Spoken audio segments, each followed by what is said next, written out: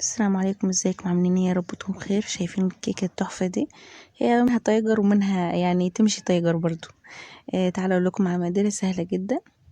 انا اول حاجه جبت كوبايه لبن وكوبايه سكر وكوبايه الا ربع من الزيت، وحطيت عليها معلقتين سمنه بتخليها طريه، وكوبايتين دقيق ورشه ملح وكيس بيكنج باودر، وطبعا فانيليا وبيضتين. في بولة طبعا، مش هنجيب لا خلاط ولا اي حاجة، اسهل حاجة عندك. هنحط البيض وهنحط عليه طبعا الفانيليا.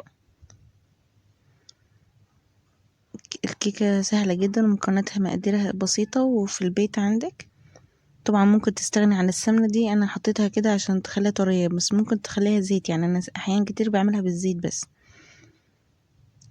حطيت بقى البيض والسكر واللبن والفانيليا طبعا. هبتدي اقلبها كده، واحط عليها برضو مع نص معلقة صغيرة من الخل، بتشيل الزفرة وبرضو بتساعد على قوام ان هي ترفع الكيكة شوية.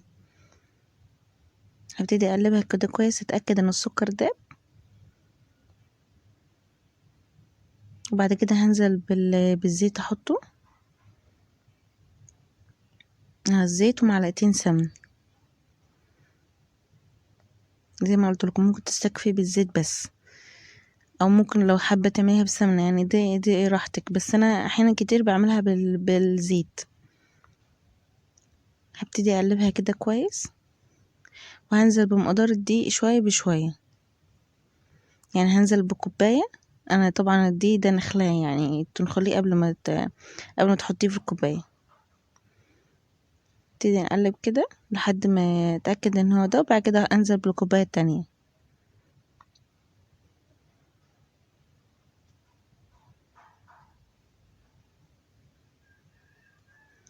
هبتدي اقلب كويس، وبعد كده هنزل بالكوباية التانية. ذرة الملح ما كنتش لسه حطيتها، هبتدي احطها بقى مع الكوباية دي.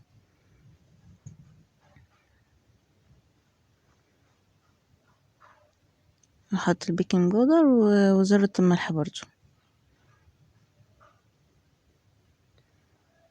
ده كيس بيكنج باودر من كيك شيف، وفي محسن كيك برضو. هحط ذرة الملح، هبتدي اقلب بقى المقدار كويس.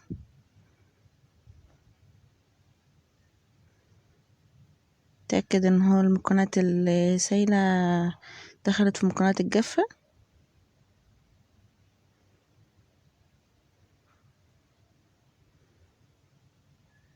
طبعا انا كنت مجهزة صينية ودهنها زيت ومبدراها بدقيق.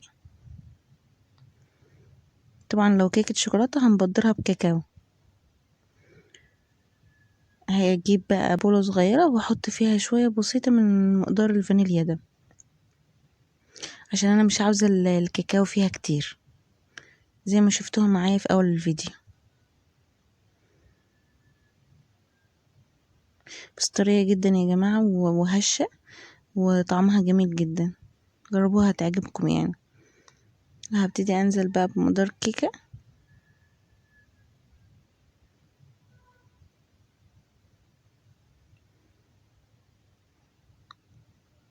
هجيب سباتيولا وهنزل بقى المقدار كله اللي في البولة.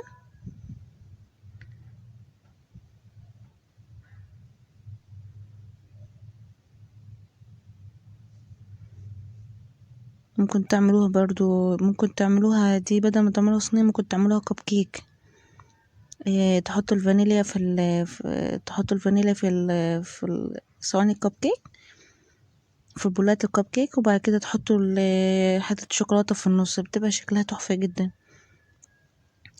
مقدار الفانيليا اللي سبته على جنب، هحط عليه معلقتين من كاكاو الخام، هحط عليه حبة صغيرين من اللبن، عشان الكاكاو الخام هيخليه يتقل. ممكن كاكاو خام، ممكن كاكاو محلى، بس المحلى طبعا عشان احنا حاطين سكر، هيبقى يعني زيادة، سكره زيادة جامد يعني في ناحية الكاكاو. هبتدي اقلب كده كويس.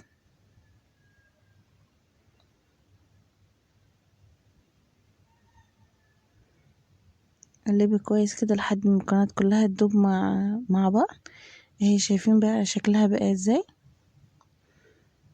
حطيها بقى زي ما يعني زي حطيها عشوائي، حطيها في النص بس يعني اللي يريحك. انا حبيت اعملها زي كده. بعد كده الباقي ده عملت بيه صينية لوحده يعني، مقدار الشوكولاتة الباقي ده.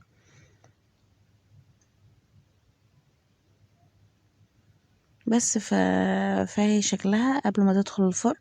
طبعا هنكون مسخنين الفرن قبل ما نعملها على درجة حرارة 180، وهنخليها على الرف الوسطاني. احنا بنشغل من تحت بس، مش بنشغل الشواية خالص. تاخد معاكي من نص ساعة لساعة الا ربع. طبعا من اول ما تحطيها ما تفتحهاش خالص غير بعد نص ساعة تتأكد ان هي استوت ولا لا. طبعا هنحط خلة في النص، ولو طلعت نضيفة كده استوت.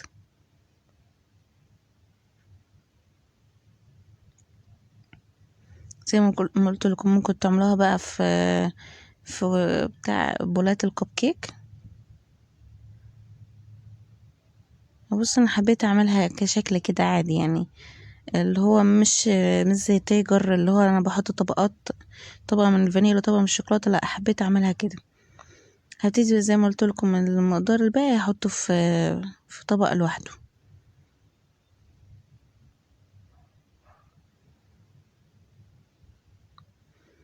زي ما قلت لكم الفرن سخنة طبعا، فدخلت في الرف الوسطاني. الرف اللي في النص احنا بنشغلش الشواية نهائي، هي بتاخد لون من الفرن من النار اللي من تحت بس.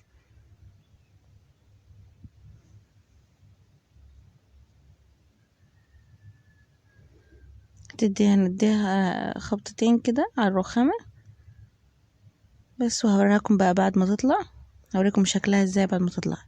اهي شايفين بقى بعد ما طلعت شكلها ازاي. اتمنى الفيديو عجبكم اشتركوا في القناة وفعلوا زر الجرس عشان ان شاء الله تلاقوا مني كل جديد.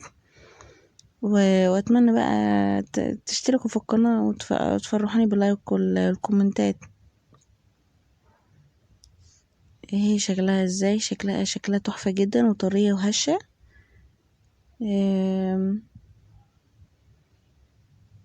اسيبكم شوية بقى تشوفوا الشكل وتشوفوا جمال الكيكة من جوه.